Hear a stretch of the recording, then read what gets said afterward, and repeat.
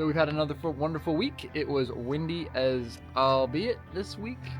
It was really cool though. We shot some content and we put it in shorts, and I think that really translated what it was like to work this week. But it's not always like that. It's actually glassy calm out there right now. In this video, basically just, explaining our oysters and what kinds we sell.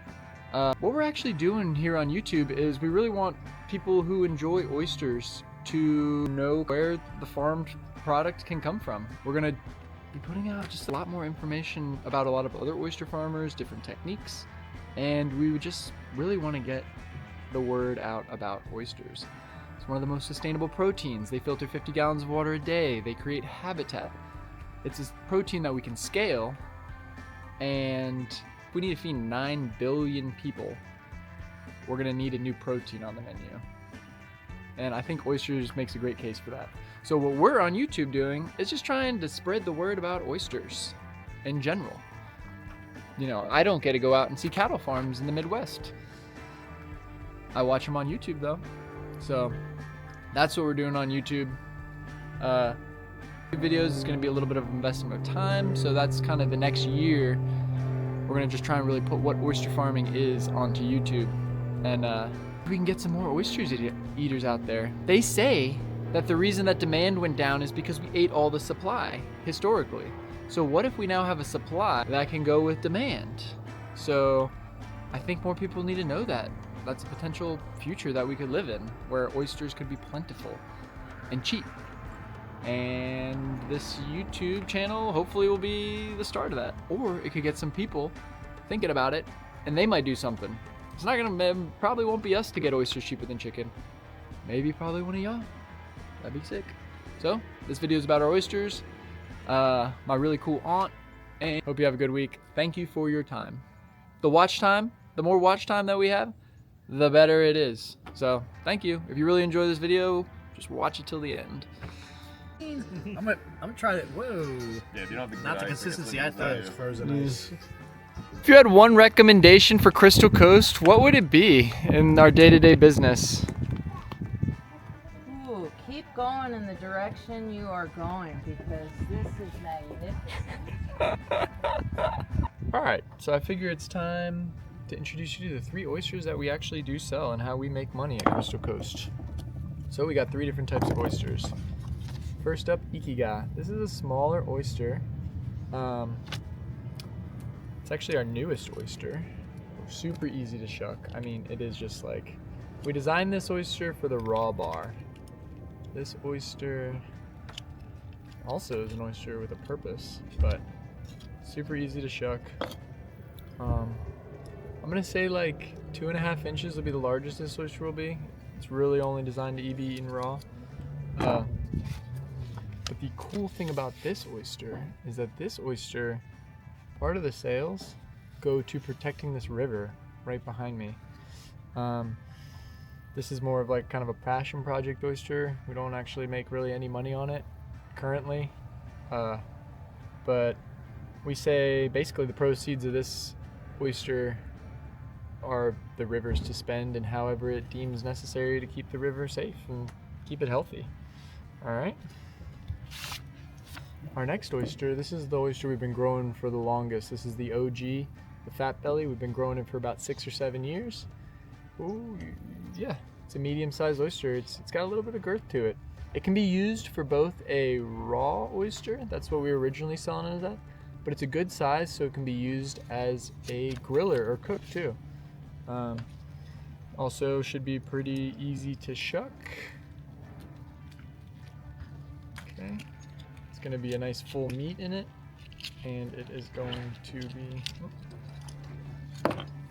it is about 3.5. The largest you should get this oyster is about 4 inches. It's just a generally overall standard oyster for us, but we got a lot of love for the fat belly. It's basically built, this business was built on the back of that oyster. And now the third oyster we've got, Bantho. This oyster is our largest oyster. This oyster is going to be at minimum 4 inches. I've sold a Banfo that was 9 inches before, I'm sure. They kind of are just whatever the larger oysters that we have on the lease for. Now, we recommend these specifically for grilling. Grilling, steaming, they're just so full of water. They come fresh, they're still big. All of our oysters come fresh no matter what the brand, but this oyster is our biggest oyster. It's also kind of our value oyster. One of our goals is oysters cheaper than chicken, and I believe that this is probably the brand that's going to be the one to do it. It's the one that's getting the closest. But yeah, so we've got 3 different brands that we are currently selling. I know it's a little confusing, but it's really based all on size. And when we did that, so when we just had the first oyster, we would just look at all of our oysters the same essentially and be like, oh, that's a good oyster, send it. That's a good oyster, sell it.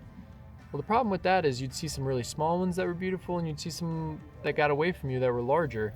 And so our original brand was being diluted through just we would throw in, and nobody had a gauge. It was any size oyster. So our next brand that came along out of necessity, we actually planted quite a few oysters in 2024, and the Banfo was spawned. So we created the Banfo because we were literally about to just start dumping oysters. We had too many, and we hadn't really created a market for a large oyster.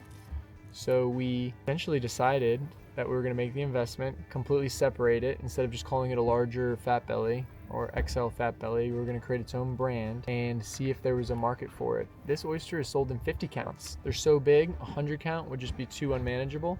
Also, lowering the count allows for more access. More people are able to try it. So we've had actually a lot of great success with this one. Depending on the week, it can be our most sold oyster for that week. After we saw this one work, because to invest in tags is literally about $5,000 if you get them all printed and designed, even more than that if you get them designed by somebody else. So it was a significant investment to go into this Banfo tag, but I will say just doing this and having the completely different, it makes the oyster look different, it creates a completely different product. It is well worth the investment. With the success of the Banfo tags, they literally paid for the idea of the Ikiga oyster, because we had those small oysters that we were like, man, these are ready to go, but we didn't want to dilute the Fat Belly brand by making them too small. So with the extra sales of the Banfos, we had the extra money, so it wasn't even that much of a thought, and we put it into the oyster, the Ikiga oyster. At the same time, we wanted to create a fund or a recurring revenue stream that would basically be created to fight for the river.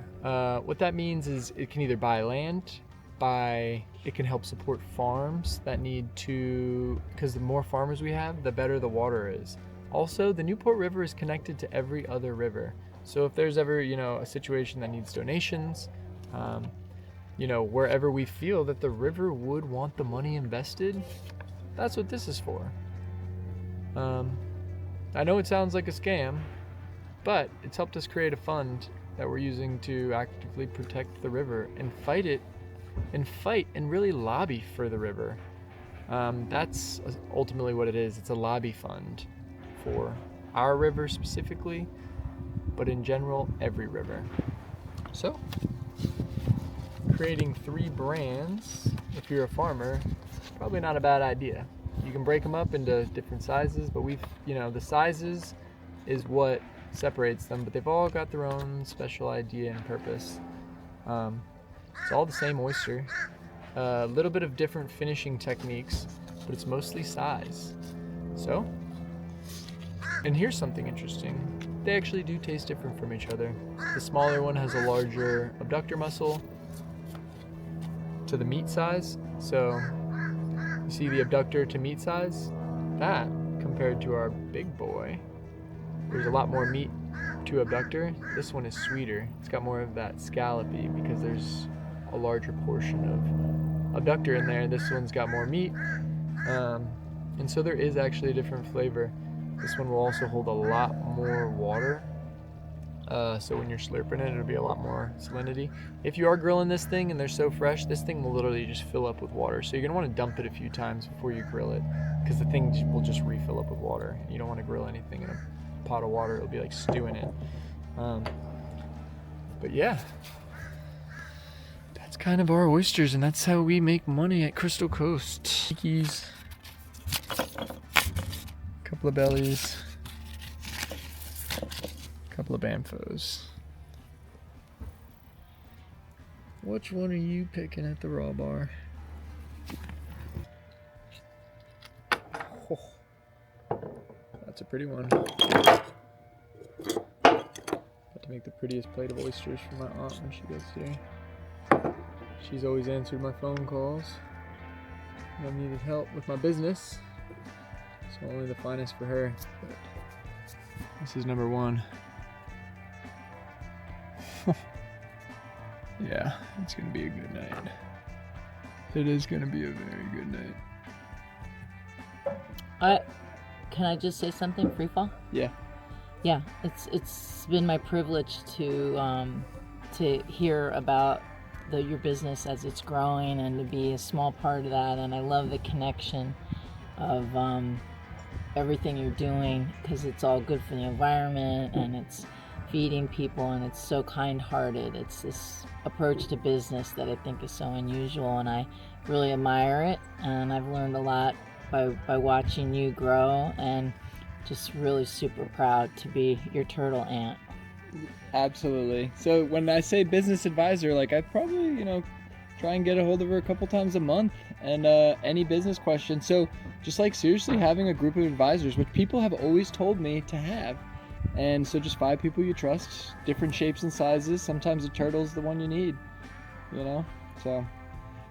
And Amy, Crystal Coast would not be. Actually, holy she came up with the name Crystal Coast. The turtle actually came up with Crystal Coast. Is it true? Yes, it is. Can you remember? True. Oh, it was Christmas. It was Christmas. And so we were sitting around talking, and Crystal Coast was the name we came up with. And it's been a great name, hasn't it? It has. Yeah, So. it stands for all the good things that you're doing, the clean water and being here in North Carolina. And it's perfect. It's a God, perfect yeah. name. Yeah. That was wild. Perfect. Yeah. All right. Well, thank you, Turtle. You're very welcome.